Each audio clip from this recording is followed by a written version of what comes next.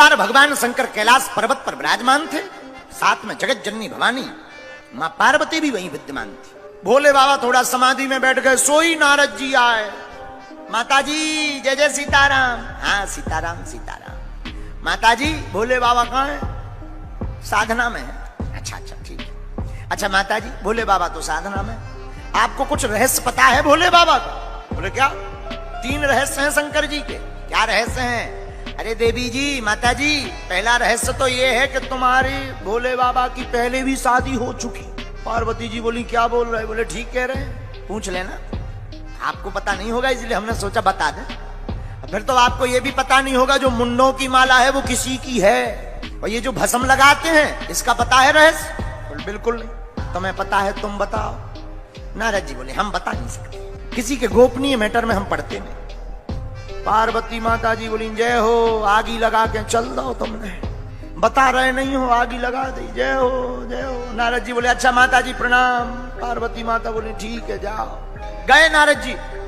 अब भोले बाबा समाधि से जगे, सोई कहा देवी जी सीताराम। लेकिन माताओं की आदत तो होती है कोई बात दिमाग में बैठ जाए सोई घूमत रहा। भोले बाबा ने कहा देवी जी सीताराम। पार्वती जी बोली वही पहली बारी से करो। भोले बाबा समझ नहीं पाया ये क्या उल्टा सिस्टम है। अरे देवी जी क्या हो गया? शंकर जी तो समझ गए, कहीं नारद जी तो नहीं आए थे। धीरे से सिर हिलाओ, हो आए तो थे। शंकर जी बोले कुशल है, बातों से काम चल रही बनना वे, जहां जाते हैं वहां तो आग ही लगत। देवी जी ये कौन है, किसका नाम ले रही, किससे सीताराम करें? महाराज आज बाद में सीताराम होगी, हमने सुना है आपकी पहले भी शादी हो चुकी है, बताओ किससे हुई? अच्छा और कोई प्रश्न? हाँ महाराज ये मुंडों की माला किसकी है? और कोई प्रश्न? ये महाराज भस्म किसकी है? सुनो देवी जी हमारा पहले भी विवाह हो चुका, लेकिन वो किसी और से नहीं, पूर्व जन्म में तुम ही सती थी, इसलिए तुमसे ही हमारा पहले विवाह हो चुका है। अच्छा महाराज ये मुंडों की माला, ये मुंडों की माला भी तुम्हारी ही है? हमारी? देवी हम तुमसे इतना प्रेम करते हैं, जब भी तुम्हारा शरीर त्याज्य होता है, जब तुम चली जाती हो तो देवी हम तुम्हारे बिना रह नहीं पाते, इसलिए तुम्हारे मुंड को उठा करके हम अपने हृदय के पास लटका लेते हैं। अच्छा महाराज ये भस्म? बोले ये रघुनाथ ये राम नाम के प्रभाव की भस्म।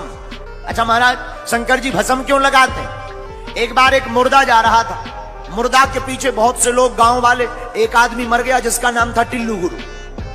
टिल्लू गुरु मर गया, बहुत से लोग पीछे थे, सब कह रहे थे राम नाम सत्य है, राम नाम सत्य है, राम नाम सत्य है, सत्य बोलो सत्य है। शंकर जी ने कहा वाह ये लोग कितने अच्छे हैं, राम नाम सत्य कह रहे हैं। तो शंकर जी भी पीछे खड़े हो गए और पीछे पीछे शंकर जी भी चलने लगे, क्योंकि जहां राम वहीं भोलेनाथ। तो शंकर जी भी कहने लगे राम नाम सत्य है, राम नाम सत्य। लेकिन जैसे ही शमशान घाट पहुंचे, सो जो लोग गांव वाले आए थे, जहां मुर्दा को रखा हो आग लगाई, तो जो गांव वाले राम नाम सत्य कह रहे थे सब बदल गए 2 मिनट में। अब तो खुसर फुसर करने लगे एक दूसरे से। अच्छा भैया तुम्हें कब पता लगा ये कैसे मर गए गोपाल टिल्लू गुरु? सो दूसरा बोला अरे भैया क्या बताएं, हम तो दुकान जा रहे थे, तब तक बच्चा दौड़ते हुए आया कि पापा पापा पापा पापा टिल्लू गुरु तबक गए। तीसरा बोला अब हमारी मत पूछो। बोले क्यों? हम क्या बताएं, हम तो जा रहे थे बिजली को बिल भर भी, इन्हें आ जाइए मरने तो संडे है ना मरते। अब प्लांटी इनको बाप दे दिया, प्लांटी। और शंकर जी बोले यार अभी कह रहे थे राम नाम सत्य है, अब कहीं दुकान याद आ गई, कहीं मकान याद आ गया, कहीं बिल याद आ गया, ये तो सब फर्जी है। लेकिन शंकर जी ने देखा कि जिसके कारण ये राम नाम सत्य कह रहे थे वो तो बेचारा जल ही गया, लेकिन जल गया सो क्या हुआ, कम से कम इसके कारण कुछ देर ही तो सही इन लोगों ने राम नाम सत्य कहा, उसी भस्म में शंकर जी लौट गए।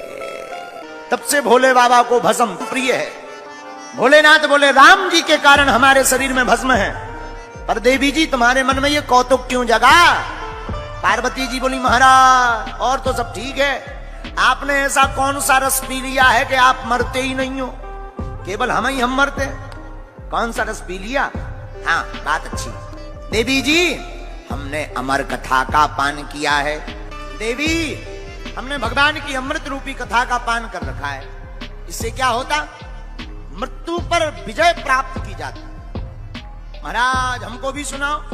ठीक है देवी जी, सावधान पूर्वक सुनना। जी महाराज, भगवान ने माता पार्वती जी को सामने बैठाया और अमर कथा कहते हैं, भगवान की मंगलमयी कथा ही अमर कथा है। सुनाना प्रारंभ किया, डमरू को बजाया।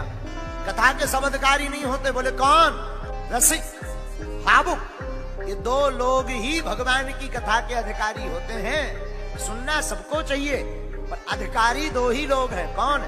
एक तो जो भगवान के रस में डूब गया और दूसरा जो भगवान की भक्ति में भाव में भर गया। ऐसे लोग ही भगवान की कथा के अधिकारी हैं।